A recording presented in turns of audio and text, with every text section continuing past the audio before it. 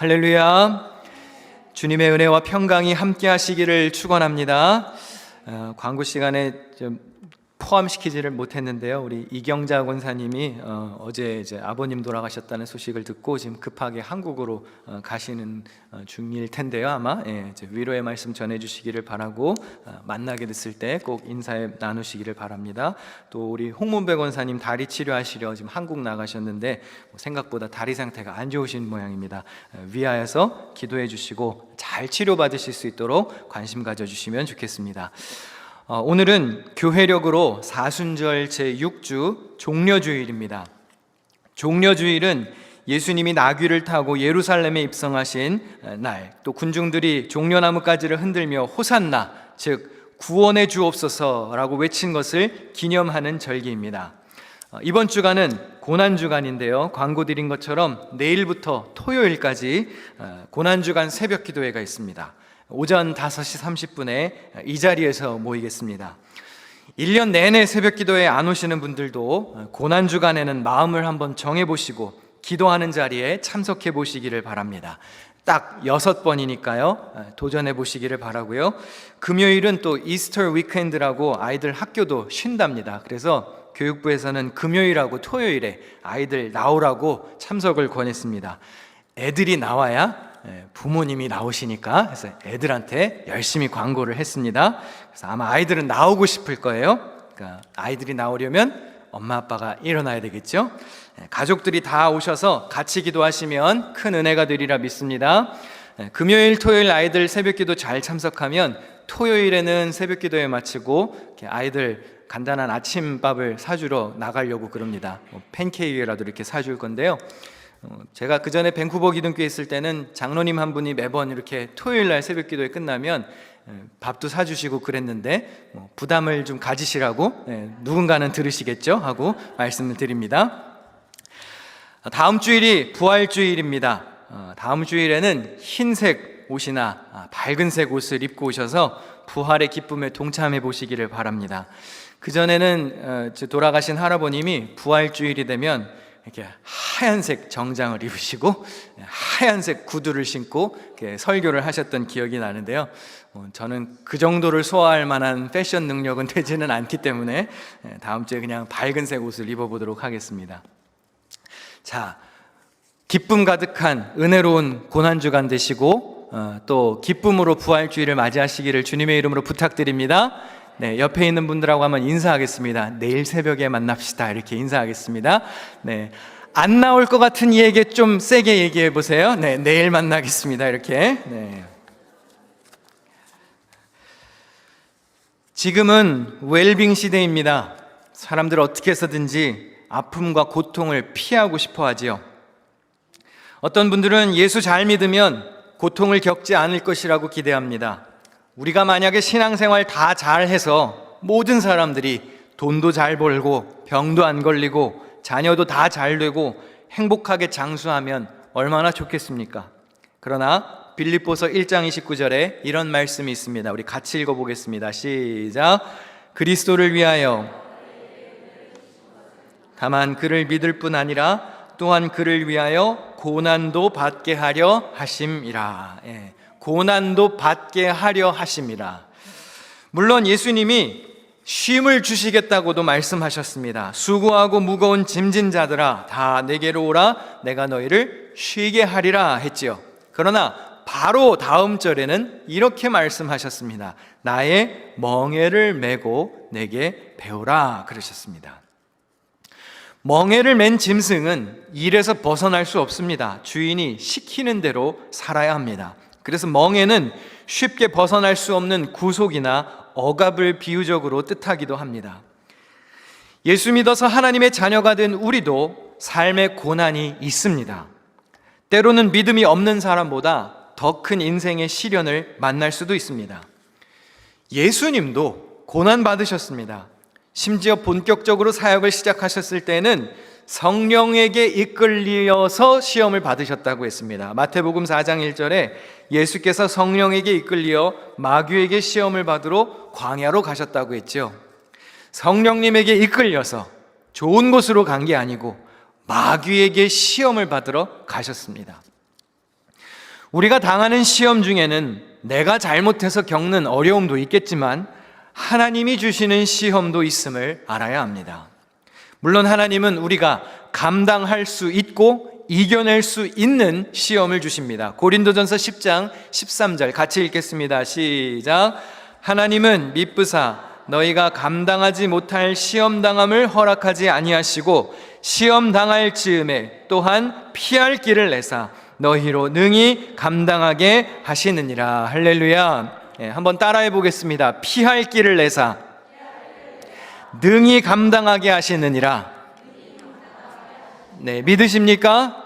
여러분 어려움 중에 있으신가요? 고난 중에 있으십니까?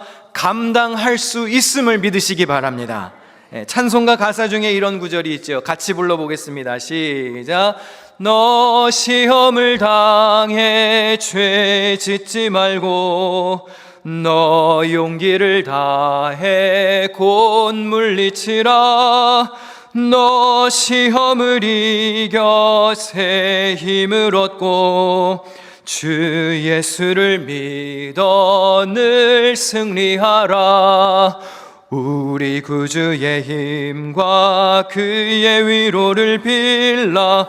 주님 내 편에 서서 항상 도우시리. 아멘. 우리 주님은 여러분 시험 당할 때 돕는 분이십니다. 예수님은 인류의 죄를 대속하시기 위해 십자가의 고통을 당하셨습니다. 생명의 길을 열기 위해 고통의 길을 걸어가셨습니다. 생명이 있는 곳에는 고통이 있기 마련이지요. 성숙과 발전이 있으려면 고난을 헤쳐나가야 합니다. 저희 첫째 아이가 한 살이 조금 넘었을 때 한 주 정도 한밤중에 이렇게 계속 울었던 적이 있습니다. 멀쩡하게 잘 잠든 녀석이 갑자기 막 소리를 지르면서 막 다리가 아프다고 울으니까 부모도 놀랐지요. 특별히 무슨 문제가 있는 것 같지도 않았습니다. 나중에 알고 보니까 성장통이라는 거예요. 아이가 크려고 아픈 것이죠.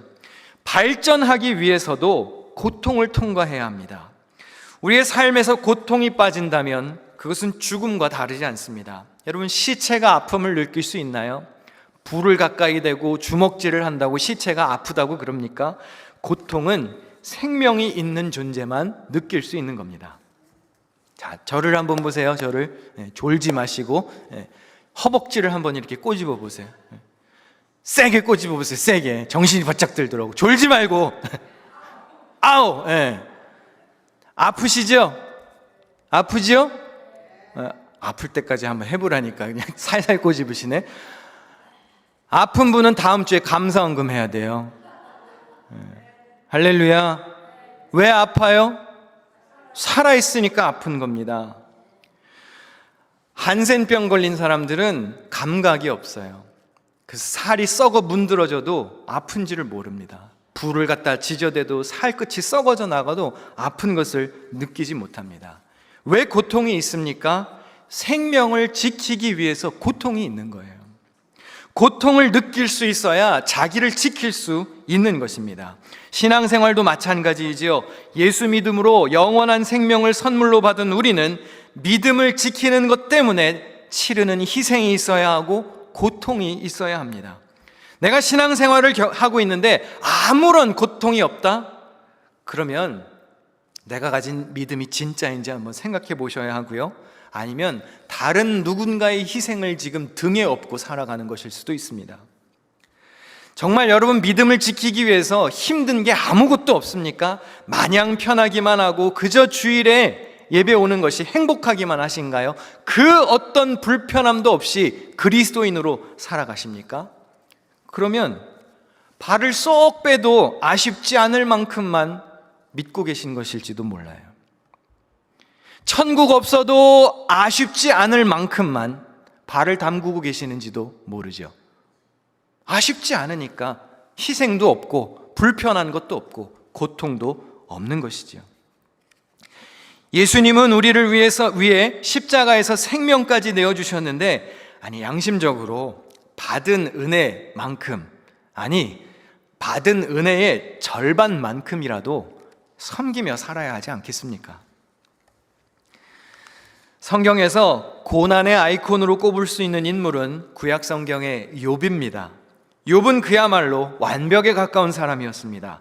하나님도 그를 이렇게 칭찬하시죠. 내 종 욥을 주의하여 보았느냐? 그와 같이 온전하고 정직하여 하나님을 경외하며 악에서 떠난 자는 세상에 없느니라. 이 하나님이 직접 하신 칭찬입니다. 청결함, 거룩함으로 치면 욥이 지구 넘버원입니다. 세상에 그와 같은 사람이 없었다고 했습니다. 그런데 그렇게 대단했던 욥에게 엄청난 고난이 찾아오죠. 재산을 다 잃었습니다. 자식을 다 잃었습니다. 그리고 끔찍한 질병에 걸려서 고생합니다. 그래서 야고보서에 보면 욥을 이렇게 묘사하지요. 보라, 인내하는 자를 우리가 복되다 하나니 너희가 욥의 인내를 들었고 주께서 주신 결말을 보았거니와 주는 가장 자비하시고 긍휼히 여기시는 이시니라. 물론 욥이 후에 2배의 축복을 받기는 하지만 신약 성경의 야고보서 저자가 어떻게 욥을 표현합니까? 고난의 대표, 인내한 자의 표본으로 욥을 소개합니다. 왜 이렇게 신실한 사람이 엄청난 고난을 겪어야 했을까요? 어떤 엄마가 아들에게 덧셈 뺄셈을 가르치고 있었습니다. 아이에게 이해를 돕기 위해서 사과 그림을 보여주면서 설명했습니다. 성민아, 사과가 5개가 있었어. 그 중에 3개를 먹었어. 그럼 사과가 몇 개 남지? 질문해 보겠습니다. 사과가 몇 개 남죠? 질문이 질문 같지 않아서 답을 안 하시는 거죠? 네, 장난하나 지금 그런 표정으로.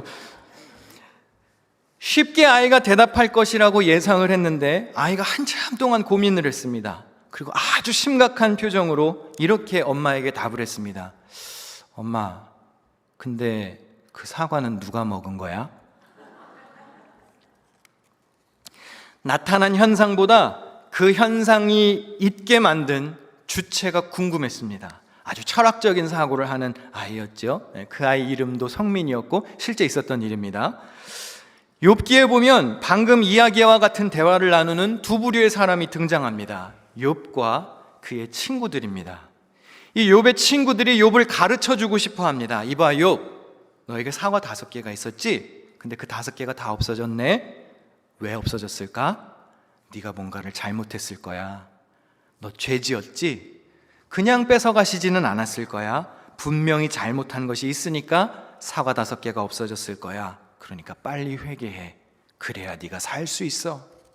이것이 친구들의 논리였습니다.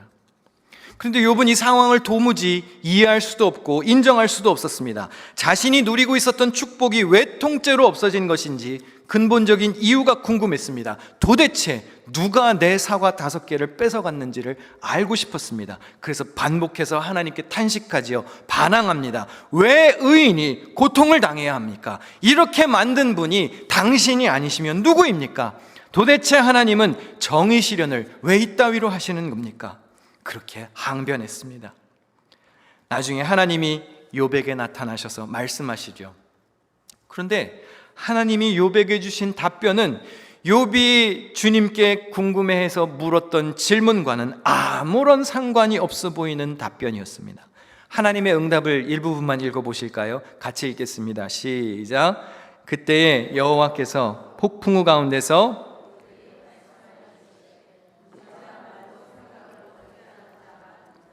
너는 대장부처럼 허리를 묶고 내가 네게 묻는 것을 대답할지니라. 내가 땅에 기초를 놓을 때에 내가 어디 있었느냐? 내가 깨달아 알았거든 말할지니라.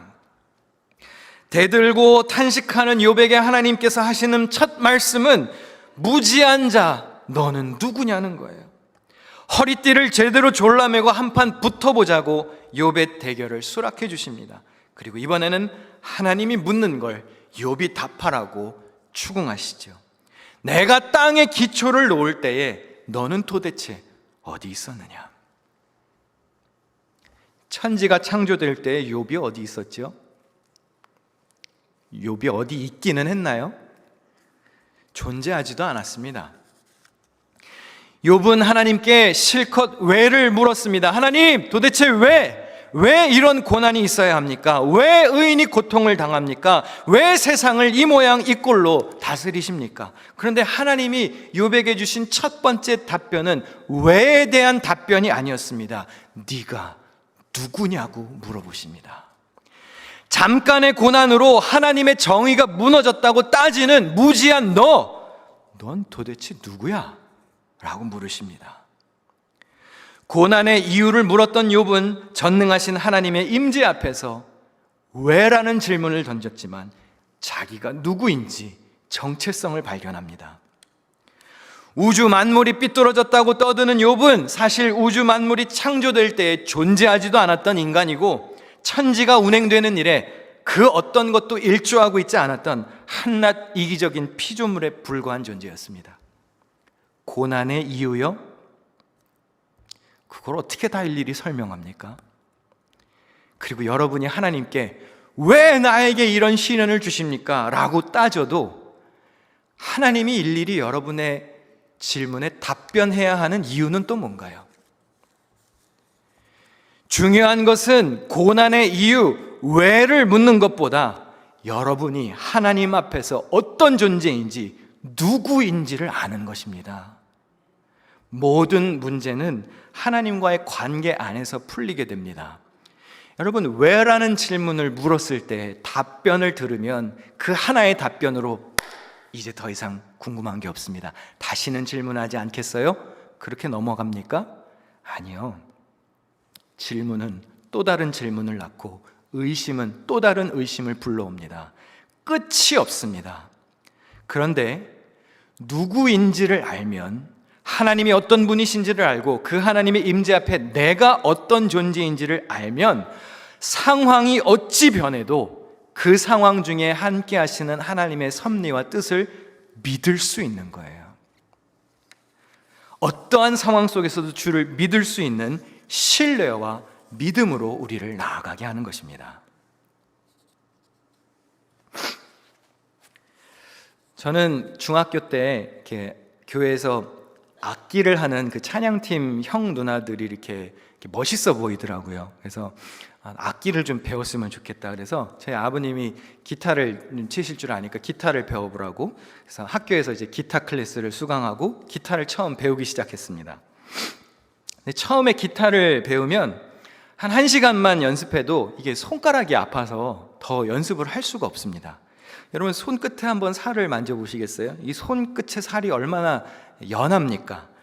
이게 쇠줄을 막 손에다 비벼대니 손이 아프죠.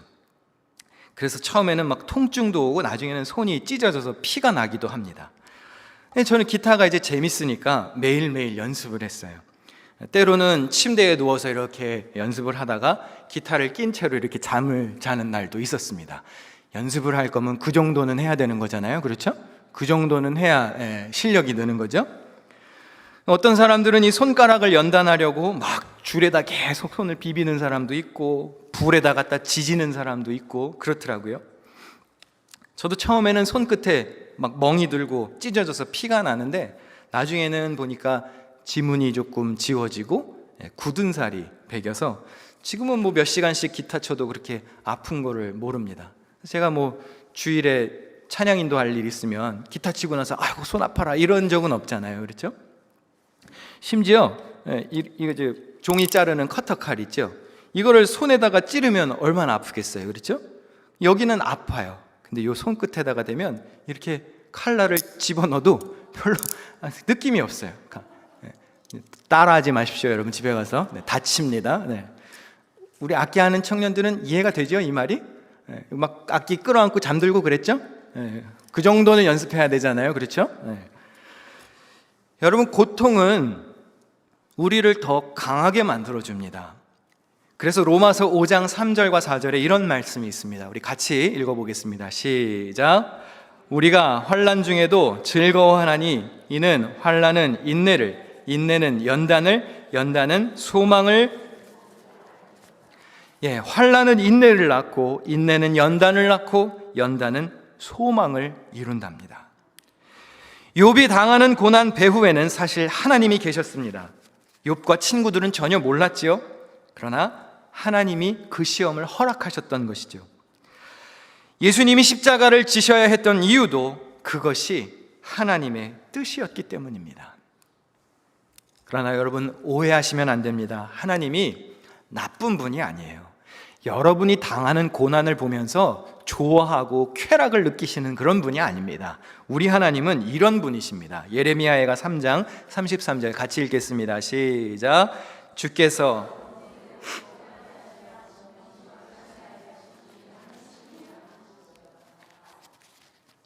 고통이 있지만 그 고통을 주신 게 본심은 아니신 거예요. 그런데 이유가 있으니까 그 고난이 우리 삶에 있는 겁니다. 설명하기가 어렵고 이해가 안 되는 고난이 있지만 분명히 그것을 통해서 하나님의 뜻이 있음을 알고 신실하게 주님을 붙들고 사는 믿음이 우리에게 있어야 합니다. 하나님은 사랑하는 당신의 자녀들이 아무 이유 없이 고통당하는 것을 즐기시는 분이 아닙니다. 여러분, 우리의 고난은 고난으로 끝나는 게 아닙니다. 우리가 왜 고난주간 새벽 기도회를 합니까? 고난 속에 파묻혀 있으려고 하는 게 아닙니다. 부활의 기쁨을 만끽하기 위해서 하는 겁니다. 고난주간 새벽 기도회에서 부활을 기쁘게 맞이하기 위해서 기도하는 것이지 고난스럽게 살려고 하는 게 아닙니다. 우리의 고난은 인내로, 그 인내는 연단으로, 그리고 그 연단은 소망으로 이어집니다. 우리가 고난 중에도 청결을 지키며 살아야 할 이유인 것이죠. 오늘 본문 로마서 8장은 성령장이라고 불리는 구절입니다. 하나님의 영으로 인도함을 받은 사람은 하나님의 자녀가 되었다고 했습니다. 그 자녀가 된 우리에게는 이러한 특권이 있습니다. 우리 로마서 8장 15절 읽는 동안 우리 반주하시는 분들 준비해 주시면 좋겠는데요. 같이 읽겠습니다. 시작. 여러분은 또다시 두려움에 빠뜨리는 종살이의 영을 받은 것이 아니라 자녀로 삼으시는 영을 받았습니다. 그래서 우리는 그 영으로 하나님을 아빠, 아버지라고 부릅니다. 천지를 지으신 만왕의 왕 하나님을 우리는 뭐라고 부를 수 있답니까? 아버지라고 부를 수 있는 겁니다. 두려워해야 할 대상이 아니라는 것이죠. 그리고 그런 하나님의 자녀는 감수해야 할 것도 있는데요. 자, 로마서 8장 17절 다 같이 읽어보겠습니다. 시작.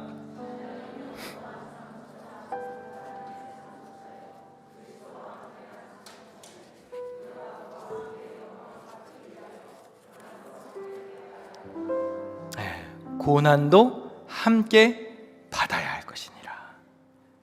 자녀된 영광과 기쁨이 있지만 그런 자녀된 우리들은 감수해야 할 고난이 있습니다.